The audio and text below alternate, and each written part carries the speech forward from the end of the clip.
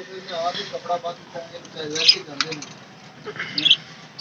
उसको आप ये बच्चों अपने को माफ करना लड़का भी क्लास क्या सीखा वो देखो ना वो वाले दे रहे हैं 250 के 300 वो इन्हें का अच्छा तो आप ही बच्चे बाहर आके खाना खाते हैं कि वो अच्छा चार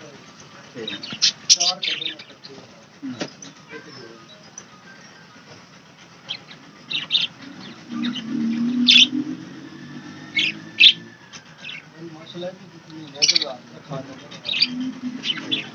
इन्हें लगी चीज़ पाना पूरे में क्या अच्छा एक कंगनी मोटी एक बड़ी कंगनी कड़ी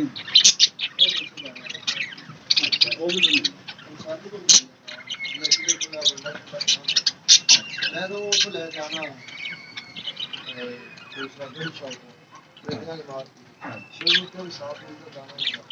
अड्डे तो मिल जाए तकरीबन 240 रुपये किलो से 140 रुपये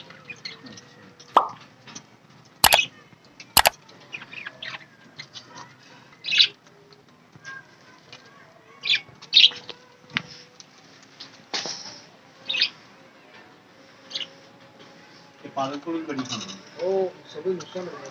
अच्छा उन्होंने सब मच्छर ही मेरे को टेढ़े नहीं उन्होंने आपके चेक कर दिया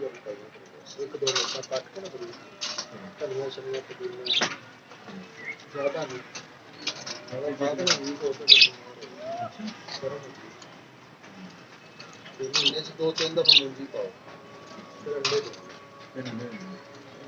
बड़े बड़े